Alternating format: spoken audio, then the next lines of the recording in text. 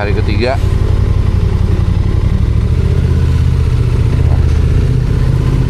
Hari ketiga untuk nyoba Action Cam dari Osmo Action 5 Pro 5 Pro ya.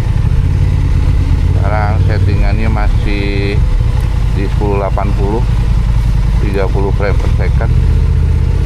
Kemudian noise vibrationnya -1. Terus mount fan-nya kemarin saya buka, sekarang saya tutup. Jadi mudah-mudahan hasil perekaman suaranya lebih bagus.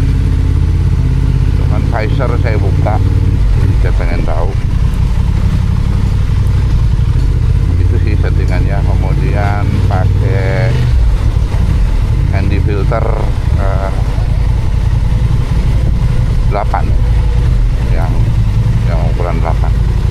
Jadi ada handy filter tuh ada plus 8, ada 16, ada 32, ada sekarang yang 8. Kemarin pakai CBL, jadi kita akan coba yang handy filter yang plus 8. Jadi sekarang kita mau silaturahmi dulu. Kalian ada yang mau dibahas juga? Bahas apa ya? Oke, kita bahas kemungkinan riding gear. Kemungkinan besar riding gear yang saya gunakan untuk perjalanan saya nantinya itu saya pakai disupport dari brand lokal Respiro. Ini saya tutup dulu Bu. Dari Respiro itu dari mulai base layer, jadi ada base layer, kemungkinan ada 2 tipe. Yang satu yang untuk dingin, jadi kayak long john gitu dari Respiro. Kemudian ada mid layer juga, jadi ada mid layer yang untuk saya kalau emang benar-benar pas lagi dapet cuaca dinginnya ekstrim, jadi saya kemungkinan pakai mid layer dari Respiro. Kemudian jaketnya saya kemungkinan pakai Altera gitu. Dan nah, yang kedua itu ada riding pants dari Respiro juga lagi didesain. Mudah-mudahan dalam jangka waktu 1-2 minggu ke depan sudah ada prototipe-nya, nanti akan saya expose juga gitu. Riding pants-nya bahannya kemarin sudah saya spill sedikit. Bahannya sih waterproof, jadi kalaupun hanya sekedar light rain atau mid rain itu masih oke lah, kecuali hard rain ya, tapi harusnya masih oke. Jadi nanti akan saya publish juga, saya expose juga ke teman-teman riding pants dari Respiro. Jadi gear lah ya, boleh dibilang dari mulai base layer, mid layer, kemudian base layer ada 2 tipe. Saya ulangi, jadi ada yang untuk cuaca dingin dan ada yang untuk cuaca panas. Kemudian ada buff juga sama, ada 2 tipe, ada yang untuk dingin, ada yang untuk untuk cuaca dingin ekstrim, dan ada yang untuk buff yang seperti teman-teman yang mungkin beberapa sudah gunakan dari Respiro. Saya rasa itu riding gear. Jadi helm saya gunakan EJS seperti kemarin sudah saya jelaskan, S-Cross. Jadi perjalanan saya nantinya saya ada produk lokal. Jadi apa yang harapan saya juga ya alhamdulillah sesuai, ada produk lokal yang bisa saya gunakan dalam perjalanan nantinya, helm dan riding gear. Kemudian mungkin beberapa banyak yang belum tahu motor apa yang saya gunakan nantinya. Motor saya pakai motor saya yang sudah familiar, sudah lama saya gunakan ya, dari 2023 lah, 2023 akhir. Itu Honda Transalp 750. Jadi saya menggunakan motor Honda. Apa saya menggunakan motor Honda? Karena satu, ini saya nggak di apa ya, nggak di endorse ya sama Honda. Jadi ini benar-benar murni, ini motor saya dulu macet. Ini benar-benar motor saya. Jadi saya dulu, bagi teman-teman yang belum tahu, 2020 tuh awal saya pakai maaf, saya pakai CB 500X. Kemudian 2023 akhir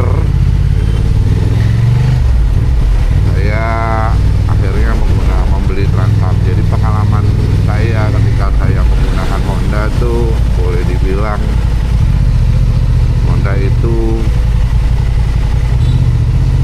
untuk saya pribadi ya, ini pandangannya subjektif ya, cuman durability-nya sih menurut saya juara lah. Kemudian kenapa saya suka Honda? Yang jelas basicnya yang paling utama itu ride quality, ride friendly, durability, ride quality, ride friendly. Jadi saya dengan riding skill saya yang average, saya tidak merasa kesulitan menggunakan motor ini. Nah, handlingnya ringan sekali. Jadi kalau dari sisi model mungkin pro kontra, banyak juga yang kurang suka, cuman buat saya minim apa ya, boleh dibilang minim issue lah. Menurut saya no big deal. Saya tetap suka, dan saya paling yang saya suka adalah dari Honda itu adalah ride quality-nya, ride friendly. Kita ngomongin motor yang beredar dan pasaran yang istilahnya yang dijual secara umum di Indonesia ya. Saya nggak bicara motor-motor adventure lain yang ada di luaran gitu. Jadi saya akan bicara motor yang ada di Indonesia. Kebetulan yang menjual motor ini juga dari Astra Honda-nya langsung, jadi pemegang mereknya langsung yang ada di Indonesia. Jadi saya merasa lebih safe gitu. Dan pengalaman saya ini berarti tahun kelima motor ini udah saya gunakan sampai ke Aceh. Saya riding sendiri dari Jakarta sampai Padang, terus dari Padang baru saya berdua sampai Aceh, kemudian dari sampai Sumatera, sampai ke Sumatera Utara keliling, kemudian Bali PP saya sendiri, terus kemudian Sulawesi saya 360 kurang lebih 20 hari start dari Jakarta, kurang lebih menempuh jarak sekitar 6.500 kalau dari Jakarta, dan itu 360 ya di Makassar. Dan alhamdulillah tanpa ada kendala sedikit pun. Jadi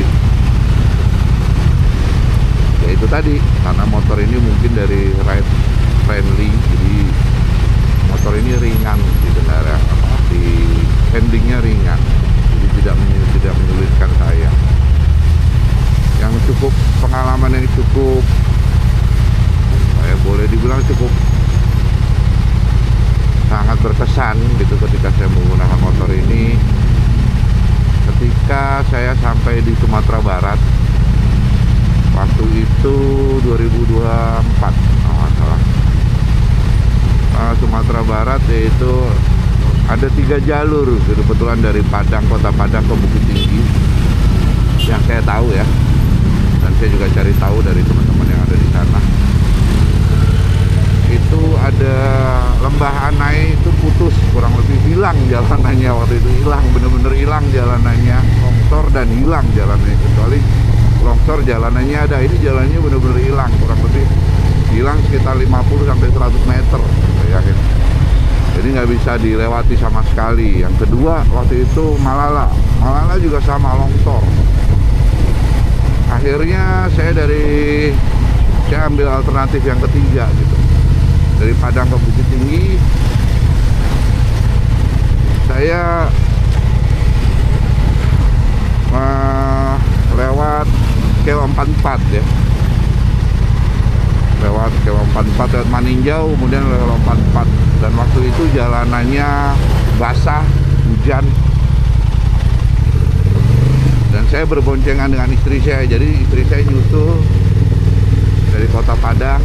Akhirnya kita berdua boncengan, saya bawa side bag, saya bawa double bag. Akhirnya kita boncengan dan kita lewat Kilo 44. Mungkin beberapa teman-teman sudah ada yang tahu Kilo 44 seperti apa challengingnya.